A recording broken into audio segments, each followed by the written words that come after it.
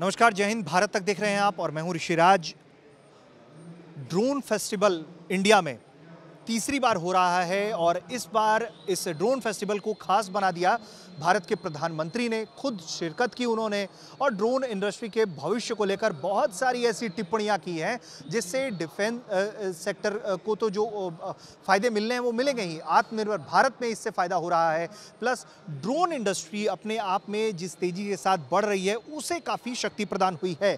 इस पूरे प्रोग्राम को ऑर्गेनाइज कराने वाला जो फेडरेशन है उसके कर्ता धर्ता स्मित शाह हैं हमारे साथ। तो स्मित, बहुत स्वागत है आपका भारत तक पर। ये कार्यक्रम का करवाना, प्रधानमंत्री का आना, ड्रोन सेक्टर इंडिया में इसको किस तरीके से उभरता हुआ देख रहे हैं अगर हम पूरे विश्व के नज़रिए से देखें तो? जी देखिए, पूरे विश्व के नज़रिए से अगर हम देखें तो ड्रोन सेक्टर जो है इंडिया में फोकस में काफ़ी लेट आया है, लेकिन जब से फोकस में आया है तब से एक के बाद एक गवर्नमेंट के डिसीजंस और रिफॉर्म्स जो है ये चल ही रहे हैं। जैसे पहले जो ड्रोन चलाने के रूल्स थे, मैन्युफैक्चरिंग एंड ऑपरेशंस के ड्रोन रूल्स 2021 ये आए, जिसमें पूरा बिजनेस करना काफ़ी इजी हो गया। उसके बाद में स्पीड बढ़ाने के लिए इंडस्ट्री में, जैसे इंडियंस को हमेशा पसंद होता है फाइनेंशियल इंसेंटिव, तो प्रोडक्शन लिंक्ड इंसेंटिव स्कीम आई, जिसके अंडर अब अगर आप मैन्युफैक्चरिंग कर रहे हो तो आपको फाइनेंशियल सपोर्ट मिलेगा।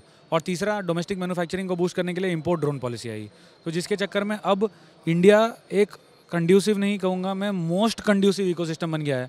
चाहे इंडिया में किसी को ड्रोन कंपनी शुरू करनी हो या बाहर कोई ड्रोन कंपनी शुरू करने का सोच रहा हो, इंडिया एक ऐसा एनवायरनमेंट बन चुका है जिसमें आप एक ड्रोन कंपनी शुरू कर सकते हैं, और जब बेस्ट एनवायरनमेंट है रूल के पर्सपेक्टिव से, फाइनेंशियल इंसेंटिव के पर्सपेक्टिव से, एज वेल एज अगर कस्टमर आपको चाहिए तो उस पर्सपेक्टिव से।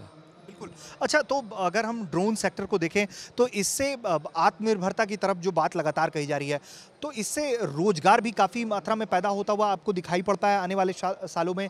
और साथ में कि अगर इसको बिजनेस हब के तौर पर, क्योंकि इसके लिए ट्रेनिंग स्कूल्स भी खुले हुए हैं और भी ज़्यादा खुलेंगे, तो उस नज़रिए से अगर आप बताएं हमें कि किस तरह का रोजगार कितना बड़ा ये हो सकता है ये क्षेत्र? देखिए, रोजगार तो मैन्युफैक्चरिंग में, रिपेयर्स में, ऑपरेशंस में, डेटा प्रोसेसिंग में होगा।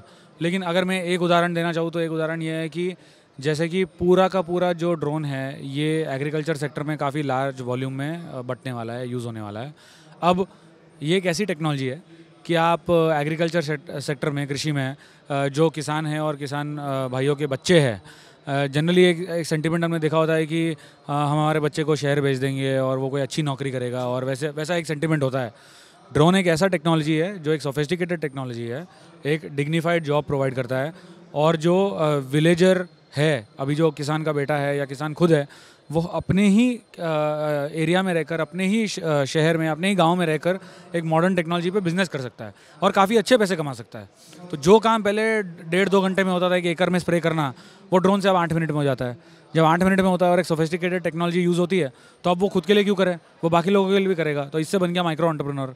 ये सबसे बड़ी लार्जेस्ट अपॉर्चुनिटी है। इसके बाद ऑफकोर्स इतने सारे ड्रोन अगर बनाने हैं तो उसके डिज़ाइन, डेवलपमेंट और मैन्युफैक्चरिंग के लिए चाहिए, रिपेयर्स के लिए चाहिए, और बाकी सारे एंसिलरी इकोसिस्टम के लिए भी चाहिए। तो इस प्रकार का कुछ जॉब रोल क्रिएशन होगा, और हम एक्सपेक्ट कर रहे हैं कि मिनिमम सैलरी एक जो आप देखेंगे कोई भी 10th पास को एक एवरेज कोई टूलिंग के जॉब से मिलती है, वो काफ़ी कम होती है। ड्रोन सेक्टर में अगर आप 10वीं पास है और 5 दिन का आप एक कोर्स करते हैं, तो ड्रोन उड़ाने के मिनिमम सैलरी जो है 30,000 रुपये है। अब मान लीजिए कि अगर कोई गांव में है और वो ड्रोन पायलट बनता है और रूरल टाइप के जो सर्वेज है या interior parts of the country में सर्वे करना है, ये काम करता है, तो 30,000 रुपये काफ़ी होता है।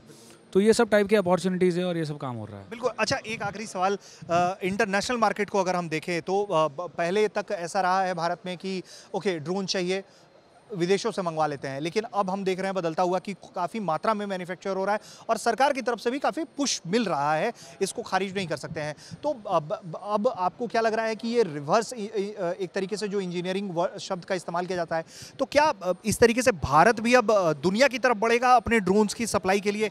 इस तरह का भविष्य आने वाले दिनों में देखते हैं आप क्या? नहीं, 100%। जैसे आपने अगर देखा होगा, कल प्रधानमंत्री जी ने भी ये विजन दिया, तो ये जो डिस्कशन है, डिस्कशन सिर्फ एक ही प्रकार का है, वो ये है कि हमें ग्लोबल ड्रोन अप बनना है। तो ग्लोबल ड्रोन अप का मतलब ये नहीं है कि हम इंडिया में बहुत सारे ड्रोन बनाएं और इंडिया में यूज़ करें।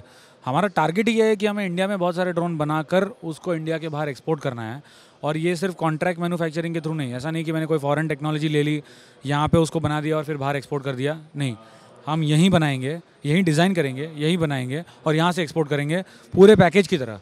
ड्रोन और उसके साथ का सोल्यूशन। तो ये विजन है एक्चुअली ग्लोबल ड्रोन हब बनने का।